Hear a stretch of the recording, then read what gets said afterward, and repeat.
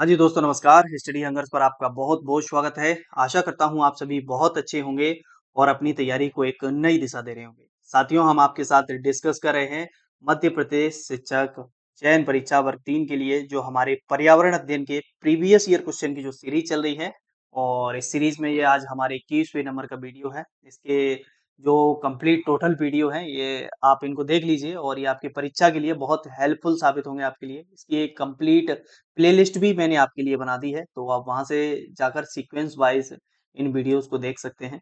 चलिए तो स्टार्ट करते हैं आज की इस वीडियो को और हमारा पहला क्वेश्चन है, केंचुए द्वारा जैव निम्नीकरणीय ठोस अपशिष्ट के अपघटित होने की प्रक्रिया क्या कहलाती है? जैव निम्नीकरणीय, अपघटन, खाद्य निर्माण और वर्मी कंपोस्ट। तो जो केंचुआ है ये क्या करता है अपने पाचन के द्वारा मिट्टी को उपजाऊ बनाता है और ये जो प्रोसेस कहलाती है वो आपकी कहलाती है वर्मी कंपोस्ट। डी आपका इसका आंसर हो जाएगा। ठीक है। इस प्रक्रिया में केंचुए अपने पाचन तंत्र के माध्यम से कार्बनिक पदार्थों को तोड़ते हैं तथा पोषक तत्वों से भरपूर मल या कृमि खाद का निर्माण करते हैं। इसलिए केंचुए को किसान का मित्र भी कहा जाता है। ये जो है केंचुआ मिट्टी को बहुत उपजाऊ बनाता है और ये केंचुआ खाद भी आजकल मिलने लगा है। रणथंभौर राष्ट्रीय उद्यान है, ठीक है? तो रणथंभौर के बारे में आप में से मोस्टली लोग जानते होंगे, लेकिन यहाँ पर ये नेशनल पार्क भी है, रणथंभौर। और ये किस राज्य में स्थित है? मध्य प्रदेश, राजस्थान, पश्चिम बंगाल, उत्तर प्रदेश। तो रणथंभौर जो है वो आपके राजस्थान राज्य में आपका है ये और राजस्थान में यदि हम बात करें तो सवाई माधोपुर जो जिला है राजस्थान का वहाँ पर है। और रणथंभौर जो है वो आपका गणेश जी गणपति महाराज का क्या है कि ये जन्म स्थान भी है, ठीक है? और मैं एक क्वेश्चन आपसे पूछना चाहता हूँ, बहुत फेवरेट क्वेश्चन है, मतलब मोस्टली परीक्षाओं में देखने को मिलता है कि एक जगह है राजस्थान में, जहाँ पर ब्रह्मा जी का एक इकलौता मंदिर है संपूर्ण भारत में। उस जिले का नाम, उस जगह का नाम आप मुझे कमेंट के माध्यम से बताना है, ठीक है? चलिए, अगला क्वेश्चन है, प्रारंभिक स्तर पर सामाजिक विज्ञान शिक्षण में किस विषय को प्राथमिकता दी गई है? यानी कि एलिमेंट्री लेवल यानी कि प्राथमिक स्तर पर सामाजिक विज्ञान का ऐसा कौन सा विषय है जिसे पढ़ाया जाता है? अर्थशास्त्र, पर्यावरण, भूगोल, इतिहास। तो प्राइमरी लेवल पर हम देख पा रहे हैं कौन सा सब्जेक्ट पढ़ाया जाता है? ईवीएस एनवायरनमेंट पढ़ाया जाता है, तो बी हमारा आंसर हो जाएगा। बाकी के ये जो सब्जेक्ट हैं ये हमारे 6 क्लास से और अपर क्लासेस में स्टार्ट होते हैं। ठीक है।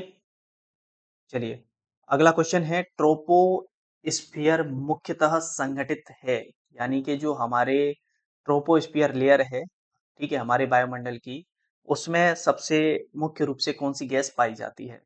Oxygen, nitrogen, carbon dioxide, oxygen और नाइट्रोजन।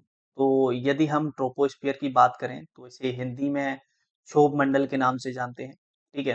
और ये हमारी पृथ्वी की सबसे निचली परत है और जैसा कि आपको पता होगा कि हमारी पृथ्वी की जो सबसे लोएस्ट लेयर है, सबसे निचली जो परत है, इसमें नाइट्रोजन पाई जाती है और दूसरे नंबर पर जो पाई जाती है वो आपकी ऑक्सीजन पाई जाती है, ठीक है? 78% के आसपास हम देख पाते हैं नाइट्रोजन है और ऑक्सीजन 21% के आसपास है और बाकी की और अदर गैस भी हैं जो यहाँ पर पाई जाती हैं, लेकिन मेनली बात की जा रही है तो नाइट्रोजन और ऑक्सीजन है, ठीक है? बाकी की जो लेयर हैं आप ये देख पा रहे हैं, सबसे निचली जो है वो ट्रोपोस्फियर है, ऊपर स्ट्रेटोस्फियर, मेसोस्फियर, थर्मोस्फियर और एक्सोस्फियर। चलिए, अगला क्वेश्चन है, रमन जो है वो एक ईवीएस का शिक्षक है, पर्यावरण पढ़ाता है। उन्होंने कक्षा में प्रश्न पूछने की एक रणनीति बनाई। उन्होंने कहा कि आज क्या है, कक्षा में प्रश्न पूछेंगे बच्चों से। इस रणनीति से उनका इरादा क्या है? जिज्ञासा जगाना और सोच को बढ़ावा देना, सीखने को गंभीर बनाना, कक्षा का ध्यान आकर्षित करना, कक्षा में अनुशासन बनाए रखना। तो जब बच्चों से कक्षा में क्वेश्चन पूछे जाएँगे, तो बच्चों के अंदर क्या है, जिज्ञासा आएगी और बच्चों की जो सोच है उसको बढ़ावा मिलेगा। तो ए इसका आंसर हो जाएगा। ठीक है? अगला है, 1950 के दशक में जापान के टोयामा में पर्यावरणीय रोग का प्रकोप किसके कारण था? तो 1950 का जो दशक था वहाँ पर जापान में एक पर्यावरणीय रोग जैसा हो गया था टोयामा में और ये बहुत अत्यधिक मात्रा में वहाँ पर देखने को मिला था। तो किसकी वजह से हुआ था? कौन स लीड की वजह से, कैडमियम की वजह से, पारा की वजह से और जिंक की वजह से। तो ऐसा किसकी वजह से हुआ? तो ऐसा हुआ कैडमियम की अधिकता की वजह से। ठीक है। 1950 के दशक में जापान के टोयामा में पर्यावरणीय रोग का प्रकोप हुआ, जिसे इटाई इटाई रोग के नाम से जाना जाता है। कैडमियम विषाक्तता के कारण हुआ था ये, और विशेष रूप से कैडमियम जिंजू नदी है, जिंजू नदी के बेसिन के ऊपरी भाग में स्थित कामियोका खदान से निकले औद्योगिक अपशिष्ट से आया था। ठीक है। तो वहां पर जो इंडस्ट्रियल एरिया था, उसमें से क्या है कि जो वेस्ट मटेरियल वहां का निकल रहा था, उससे ये हुआ था, और इससे वहां की नदियां, कृषि भूमि और पीने का जो पानी था, ये सब दूषित हो गया था। एक बहुत बड़े स्तर पर ये रोग देखने को मिला था। ठीक है। चलिए अगला है मॉइस्चर, जिसे नमी कहते हैं। हवा में नमी को किस रूप में जाना जाता है? आर्द्रता, कोहरा, पानी, भाप। तो हवा में जो नमी होती है, उसे आर्द्रता के नाम से जाना जाता है। ठीक है। अगला है, किस मौसम में नाइट्रोजन डाइऑक्साइड और मीथेन, क्लोरीन मोनोऑक्साइड और क्लोरीन परमाणुओं के साथ प्रतिक्रिया करके क्लोरीन सिंक बनाते हैं, जिससे ओजोन की कमी को रोका जा सकता है? गर्मी के मौसम में, सर्दी के मौसम में, बरसात के मौसम में और बसंत के मौसम में। तो ऐसा जो होता है, वह किस में मौसम में होता है? गर्मी के मौसम में होता है। ठीक है। गर्मियों के मौसम में नाइट्रोजन डाइऑक्साइड और मीथेन क्लोरीन मोनोऑक्साइड और क्लोरीन परमाणुओं के साथ प्रतिक्रिया करके क्लोरीन सिंक बनाते हैं, जो कि ओजोन क्षरण को रोकने में मदद करता है। अगला है, पाचन और अवशोषण की प्रक्रिया धीमी हो जाती है कब? अम्लीय माध्यम में, स्वस्थ व्यक्ति में, क्षारीय माध्यम में, मोटे व्यक्ति में। तो अम्लीय माध्यम में पाचन और शोषण की प्रक्रिया जो है धीमी हो जाती है। ये आपका आंसर हो जाएगा। अगला है, नागरहोल राष्ट्रीय उद्यान किन राज्यों में स्थित है? तो देखिए, इससे पहले रणथंभौर पूछा गया था, और यहाँ पर नागरहोल, दो क्वेश्चन पूछ लिए गए। तो नेशनल पार्क को भी हमें नोट डाउन करके चलना है कि पर्यावरण में जो स्टैटिक जीके का पार्ट है, ठीक है, उसका एक अच्छा खासा रोल है, उसमें से पूछ लिया जाता है। तो नागरहोल राष्ट्रीय उद्यान किस राज्य में है? केरल में, कर्नाटक, कश्मीर और असम। तो नागरहोल राष्ट्रीय उद्यान जो है, वो कर्नाटक राज्य में स्थित है। ठीक है। और कर्नाटक राज्य में भी यदि हम बात करें, तो कोडागु और मैसूर जो जिले हैं वहाँ के यहाँ पर है। कौन सा अंतरिक्ष वैज्ञानिक 50 ईयर्स ऑफ स्पेस के प्रधान संपादक थे? एम कुरूप, एपीजे अब्दुल कलाम, पीवी मनोरंजन राव और प्रवीण सिन्हा। तो 50 ईयर्स ऑफ स्पेस के प्रधान संपादक थे पीजी मनोरंजन राव। अगला है, पहली 3 PSLV polar satellite launch vehicle, पहली 3 पीएसएलवी उड़ानों के उड़ान एकीकरण और प्रक्षेपण संचालन के लिए कौन सा अंतरिक्ष वैज्ञानिक जिम्मेदार था? नीलांबर पंत, के शिवान, प्रेमचंद पांडे, रामानुज वरदराज पेरुमल। तो पहली 3 पीएसएलवी उड़ानों के एकीकरण और प्रक्षेपण संचालन के लिए रामानुज वरदराज पेरुमल वैज्ञानिक जिम्मेदार थे। ठीक है। डी। अगला है, मंगल ग्रह पर, ठीक है, मार्स पर, मंगल ग्रह पर सबसे पहले किस अंतरिक्ष संगठन द्वारा नमक खनिजों की खोज की गई थी? इसरो के द्वारा, सीएनईएस के द्वारा, नासा के द्वारा और जाक्सा के द्वारा। तो किसके द्वारा खोज की गई थी? नासा के द्वारा खोज की गई थी। सी आपका आंसर हो जाएगा। ठीक है।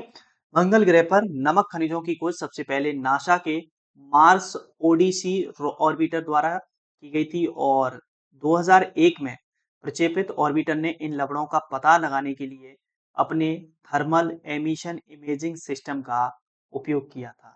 ठीक है। तो याद रखें, मंगल ग्रह पर सबसे पहले नासा ने नमक खनिजों की खोज की थी।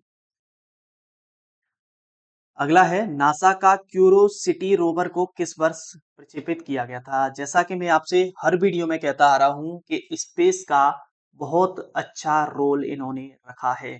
स्पेस में भी स्पेशली अगर हम बात करें, तो नासा को बहुत इंपॉर्टेंस दिया है। नासा के बाद इसरो को भी अच्छा खासा इंपॉर्टेंस दिया है इन्होंने। ठीक है। और फिर हमें डीआरडीओ भी यहाँ पर देखने को मिल रहा है। ठीक है। तो ये जितने भी हैं, इनको अलग से एक वीडियो देखिए। सामान्यतः इसरो के ऊपर तो हम लाएंगे ही, डीआरडीओ के ऊपर लाएंगे, एक नासा के ऊपर में अलग से एक स्पेशल वीडियो बनाएंगे, जो कि स्पेस में आपकी बहुत हेल्प करेगा। ठीक है। तो 1999, 2003, 2009, 2011। तो नासा का क्यूरोसिटी रोवर 2011 में लॉन्च किया गया था। कब किया गया था? 2011 में। निम्न में से किस रंग की मिट्टी में कार्बनिक पदार्थों की अधिकता पाई जाती है? काली मिट्टी में, लाल मिट्टी में, हरी मिट्टी और नारंगी मिट्टी। मिट्टी नहीं है, सॉरी। किस रंग में कार्बनिक पदार्थों की अधिकता वाली मिट्टी पाई जाती है? किस रंग में? ठीक है, रंग पूछा जा रहा है। किस रंग में कार्बनिक पदार्थों की अधिकता वाली मिट्टी पाई जाती है? काला, रेड, हरा और नारंगी। तो काला में। कौन से रंग में? काला में। बहुत अधिक मात्रा में कार्बनिक पदार्थ वाली मिट्टी जो है आमतौर पर भूरे रंग या काले रंग की होती है। तो ये आपका आंसर हो जाएगा। अगला है कॉफी निम्न में से किस राज्य में नहीं उगती? नॉट पूछा जा रहा है, ठीक है। तो ज्यादातर आप देख पा रहे हैं कि हमारे भारत का जो तटीय एरिया है, ठीक है, तटीय एरिया में जितनी भी है कॉफी उत्पादक हैं, और कर्नाटका में कॉफी जो है वो सबसे ज्यादा है। और उसके बाद यदि हम बात करें, तमिलनाडु में भी है और केरल में भी है, यानी कि तटीय क्षेत्रों में तो कॉफी का रोल है, लेकिन मध्य प्रदेश में कॉफी नहीं, बिल्कुल नहीं। तो डी आपका आंसर हो जाएगा, क्योंकि नॉट पूछा गया है। अगला है, शिक्षिका ने माला को कक्षा में पढ़ाए गए अध्याय के बारे में आधार पर एक विज्ञान परियोजना सौंपी। यानी कि माला जो शिक्षिका है उन्होंने कहा कि शिक्षिका ने माला से कहा कि हमने जो पाठ आपको पढ़ाया है उसके आधार पर आपको एक साइंस का प्रोजेक्ट बनाना है, एक परियोजना बनानी है। और इस परियोजना के माध्यम से वह सक्षम हो जाएगी किस चीज में? अभ्यास के साथ सिद्धांत को जोड़ने में, उसकी शिक्षिका को प्रभावित करने में, अपना समय गुजारने में, स्पोर्ट्स क्लास छोड़ने में। स्पोर्ट्स क्लास छोड़ने में इसका कोई रोल है नहीं, अपना समय गुजारने में भी नहीं है, उसकी शिक्षिका को प्रभावित करने में भी नहीं है। ये सही आंसर हो जाएगा, अभ्यास के साथ सिद्धांत को जोड़ने में। ये आपका आंसर हो जाएगा। अगला है, सभी लुप्त प्राय जानवर यानी और पौधों का रिकॉर्ड रखने वाली स्रोत पुस्तक कौन सी है? यानी कि ऐसी पुस्तक कौन सी है जिसमें ऐसी प्रजातियों को रखा जाता है जो पेड़ पौधे विलुप्त हो रहे हैं और जानवर विलुप्त हो रहे हैं, उनको रखा जाता है। तो आंख बंद करके भी लगा दोगे अब तो आप लोग। Red data book, green data book, लुप्त प्राय प्रजाति data book, one data book. कौन सी है? Red data book. जो डेंजरस स्पेसीज है, मतलब जो लुप्त होने की कगार पर है, उनको रेड डाटा बुक में रखा जाता है। ठीक है, ये आपका आंसर हो जाएगा। पृथ्वी पर कितनी प्रमुख टेक्टोनिक प्लेट हैं? ठीक है, अच्छा क्वेश्चन है, ज्योग्राफी का क्वेश्चन है आपका। 6, 2, 4 और 7। तो पृथ्वी पर जो टेक्टोनिक प्लेट हैं वो हैं आपकी 7 टेक्टोनिक प्लेट हैं। ठीक है, इन 7 टेक्टोनिक प्लेट की भी अगर हम नाम की बात करें तो अफ्रीकी tectonic plate, Antarctica, Eurasian, Indo ऑस्ट्रेलियाई, उत्तरी अमेरिका, प्रशांत और दक्षिणी अमेरिकी। ठीक है, आप देख पा रहे हो, 1, 2, 3 और 4, 5, 6 और ये तारीख है पैसिफिक, प्रशांत, 7। ये 7 टेक्टोनिक प्लेट हैं। ठीक है, चलिए अगला है, जल में कठोरता जो है वो कितने प्रकार की होती है? 2 प्रकार की, 3 प्रकार की, 4 प्रकार की और 5 प्रकार की। जल में जो कठोरता होती है वो 2 प्रकार की होती है। ये आपका आंसर हो जाएगा। अब ये 2 प्रकार की कौन-कौन सी कठोरता होती है? तो एक होती है अस्थायी कठोरता और एक होती है स्थायी कठोरता। अस्थायी कठोरता की अगर हम बात करें तो मुख्य रूप से कैल्शियम और मैग्नीशियम के घुले बाइकार्बोनेट की उपस्थिति के कारण होती है। और स्थायी कठोरता की बात करें तो कैल्शियम और मैग्नीशियम के क्लोराइड और सल्फेट की उपस्थिति के कारण होती है। ठीक है, याद रखिए। अगला है, निम्नलिखित में से कौन सा एक श्रव्य यानी कि जिससे सुन सकें, दृश्य यानी कि देख सकें, टीएलएम यानी कि टीचिंग लर्निंग मटेरियल है? कौन सा है? स्लाइड टेप प्रस्तुतिकरण, टेलीफोन की बातचीत, अनुलिपिकृत लिखित सामग्री और ग्लोब।